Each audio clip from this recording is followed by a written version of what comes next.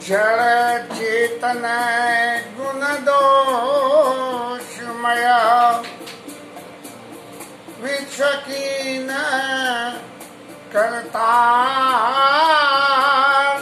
संत हंस गुण गाई भय परिहरि बारी विकार। श्री सीता रामचंद्राय नमः। श्री रामभद्राय नमः। श्री सीता श्री रामाभ्याम नमः। रामचंद्राय नमः। श्री सीता रामाय नमः।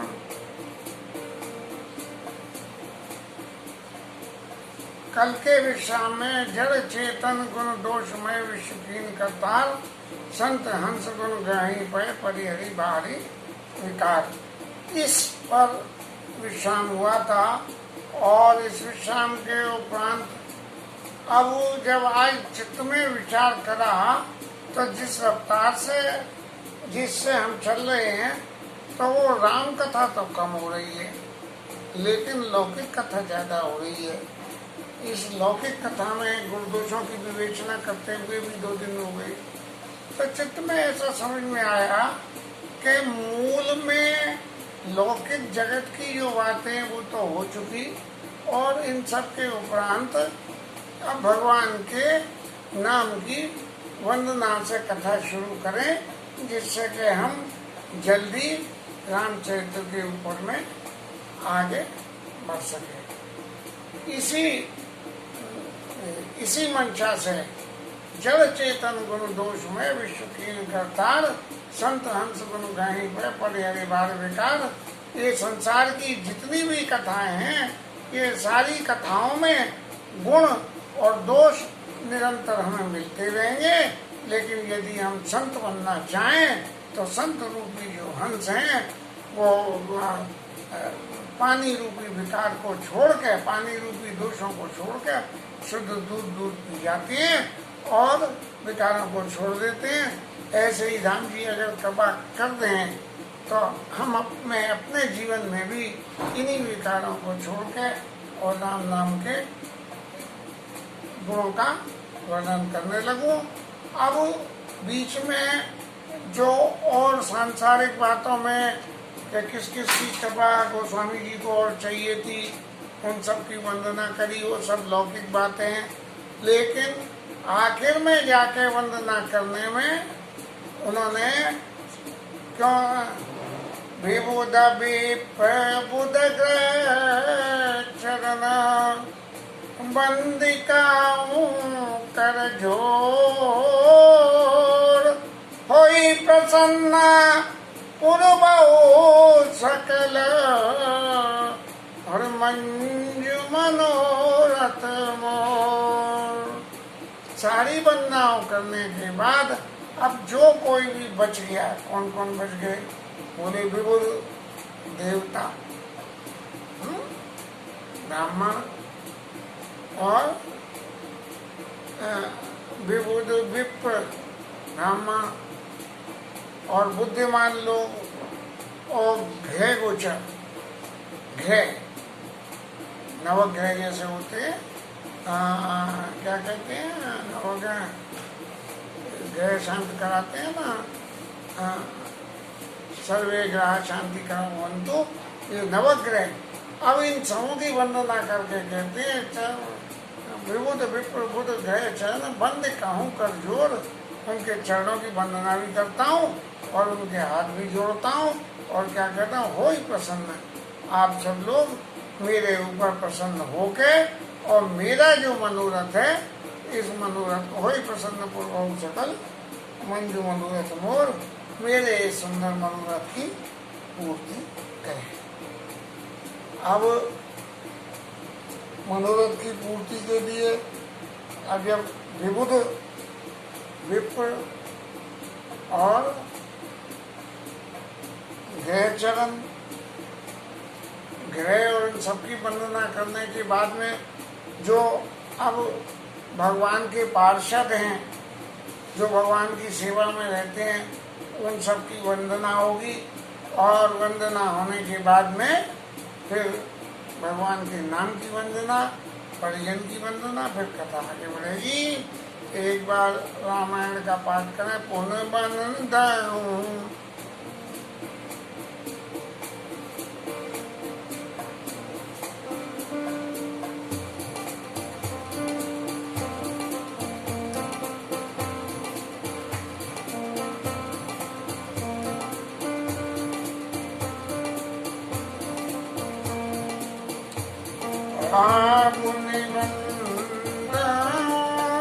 शारद सुरसरिता जुगल पुनीत मनोहर चरिता मज्जन पान पापु एका कत सुनत एक हर अभिवेका रूपी तो मातो महेश भवानी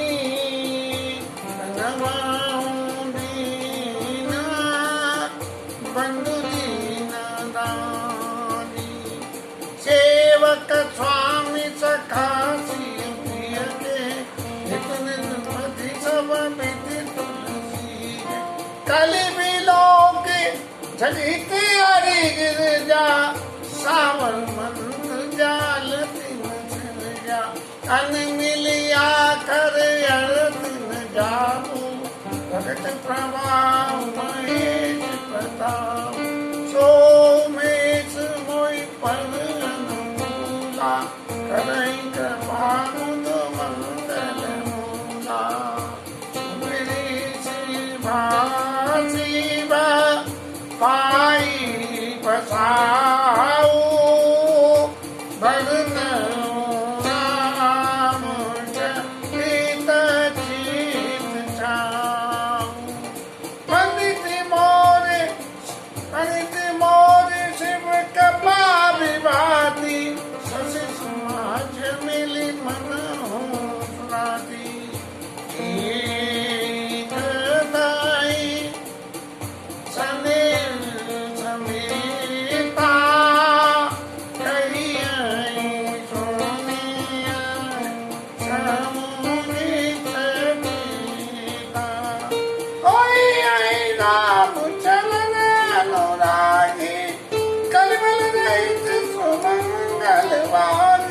सपने साँचे होई बड़ा जोरी गोरी फसा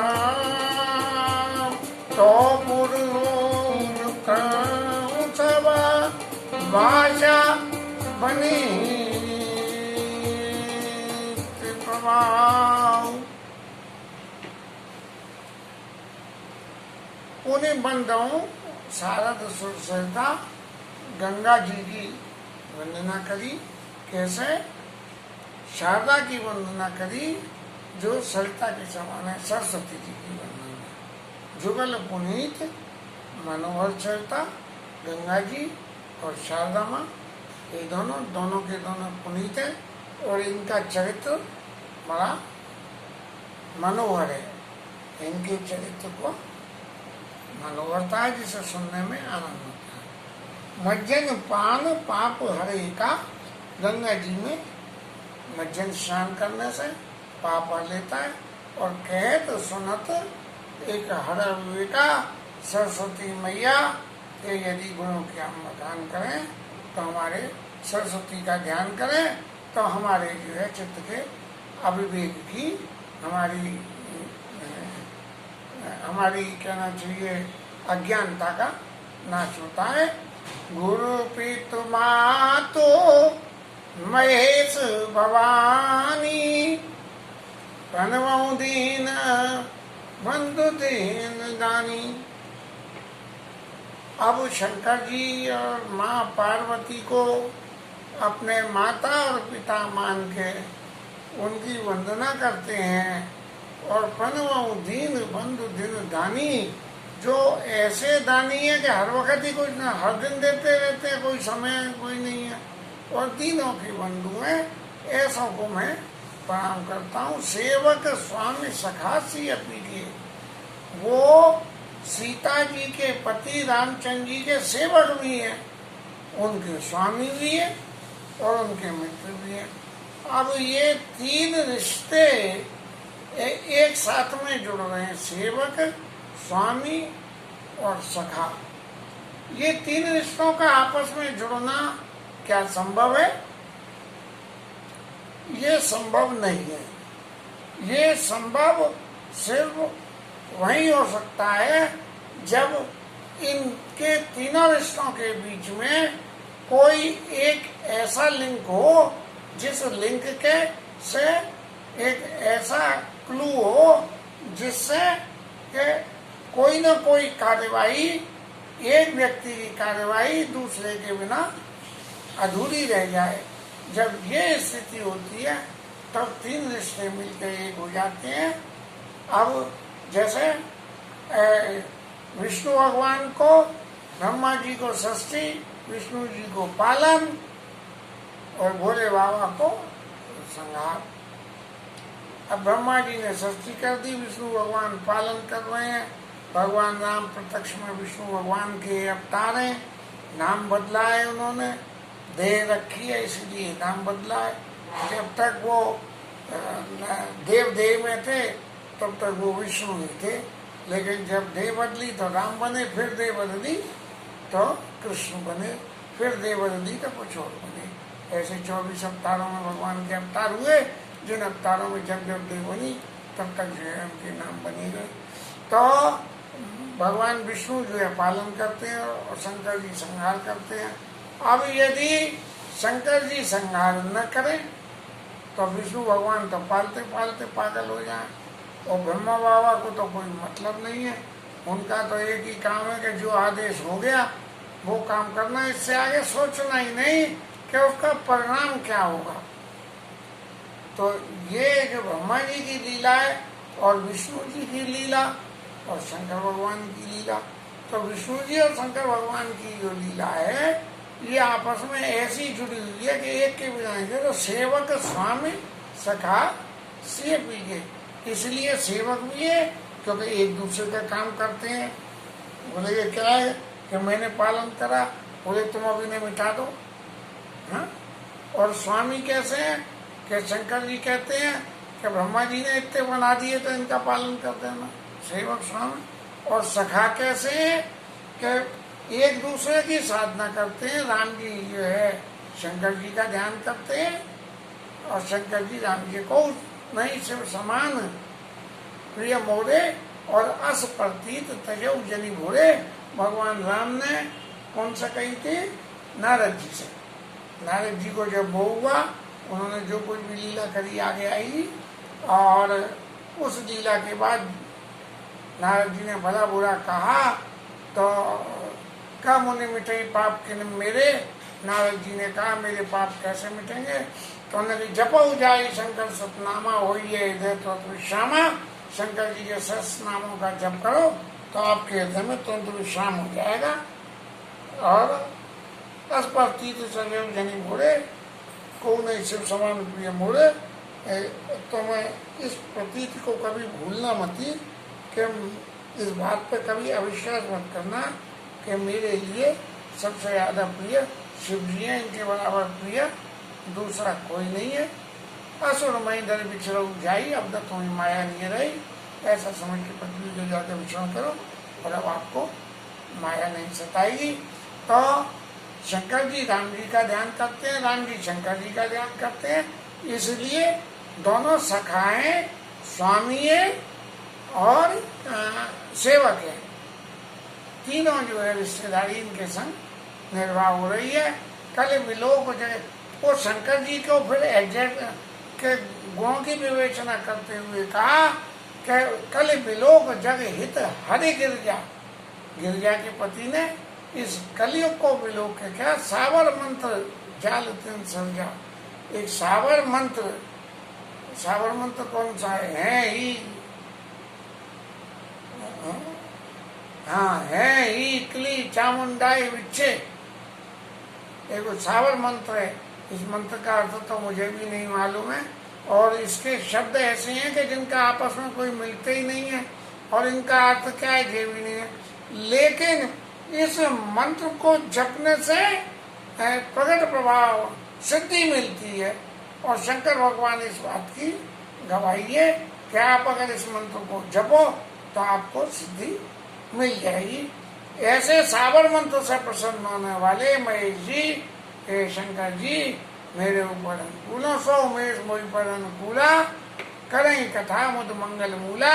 इनकी कृपा जब मेरे को मिल जाएगी तो ये जो मैं कथा कहने जा रहा हूँ, ये मंगल को देने वाली, जीवन में सुख संपदा बरसाने वाली, खुशी देने वाली, इसकी मूल हो जाएगी कथा, मूल हो जाएगी।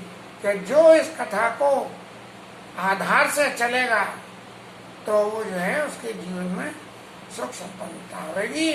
सो मेरे सेवा से पाऊ बसाऊ वर्णो रामचंद्र चाऊ।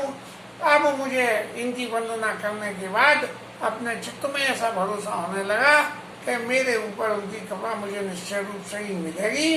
तो उनकी मिलने से मैं वर्णो रामचंद्र चाऊ, मैं अब बड़े खुशी मन से अपने चित्त में खुशी से भगवान राम के गुणों का वर्णन करूंगा। और फिर क्या होगा, बने थे मोर शिव कृपा विभाती, सस समाज मिली मनो सुराती। ये जो बनी थी माने मेरी साहित्य, मेरी कविता, बने थे मोर शिव कृपा विभाती। जब मेरी इस रचना को शंकर जी की कृपा मिल जाएगी तो शंकर जी की कृपा मिलने से इस रचना की शोभा कैसे हो जाएगी। सस समाज मिली मनो सुराती।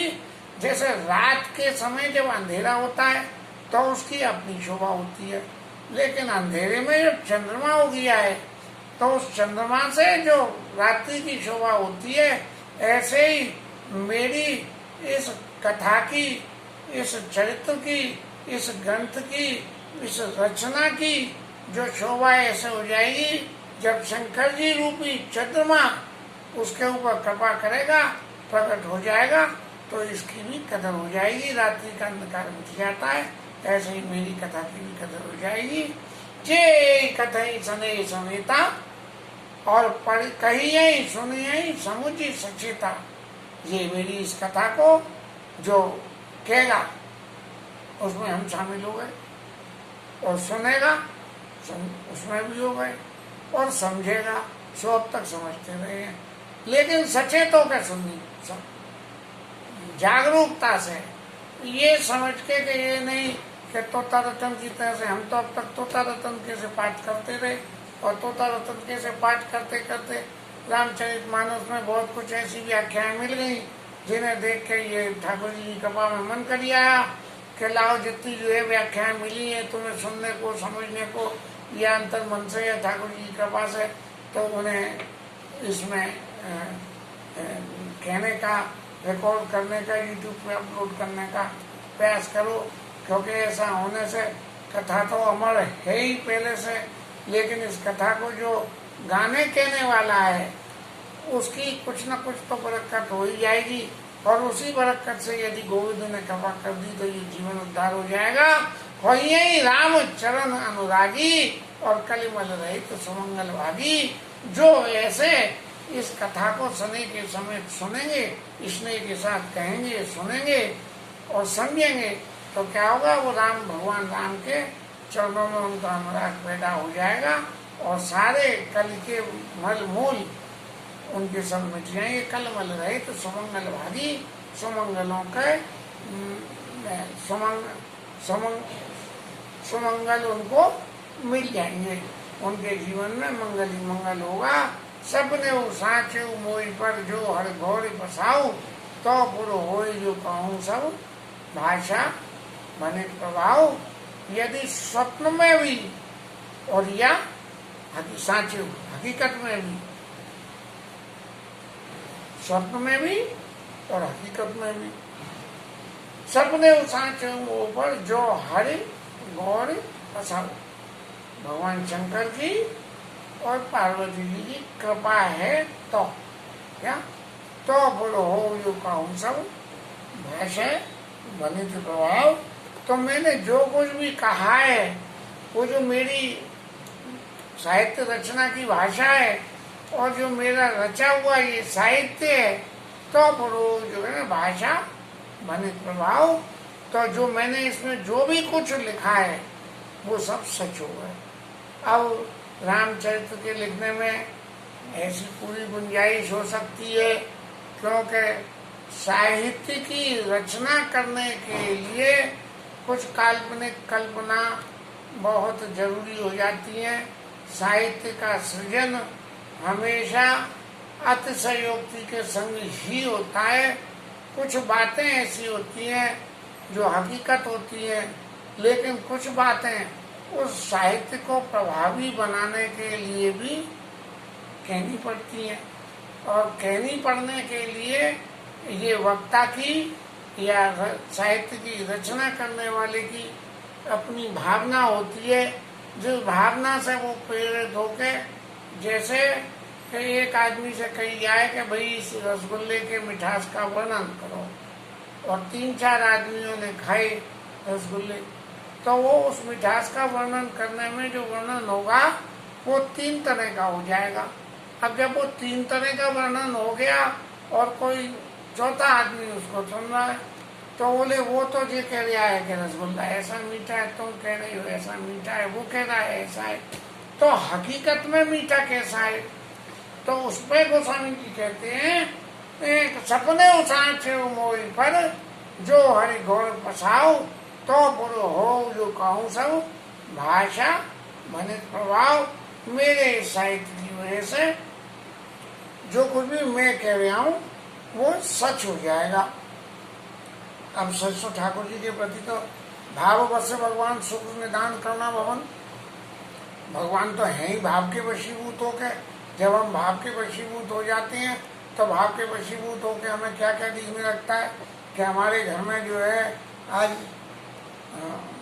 हमारी बेटी आने वाली है, उसके संग बच्चे आए हैं, और भावना क्या दिखती है कि बच्चे आ गए हैं, घर में खुशी आई है, जबकि हकीकत कुछ भी नहीं है।